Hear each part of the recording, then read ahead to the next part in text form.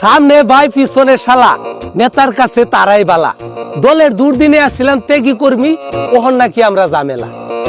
আগে নেতাই ফোন দিত, করতো সুন্দর আচরণ, ওহন নেতা বিরাট বিজি, শুনেন ব্যস্ততার বিবরণ।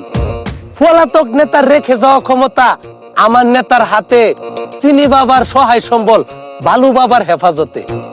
চুরা চালান, টেন্ডারবাজি, চান্দাবাজির হিসাব সবই এখন নেতার কান্দে, তাহলে বুঝেন কেমন চাপ। ছেলের কাছে মুরগি বর্গা দিছে পলাতক নেতা, দেশের অবস্থা স্বাভাবিক হলে ফিরাই দিব যথা। পলাতক নেতার বউয়ের কাছে বর্তমান নেতায় যায়, কি করে না করে ভাই বুঝাবার উপায় নাই।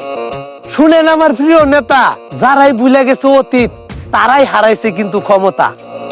হ্যাঁ।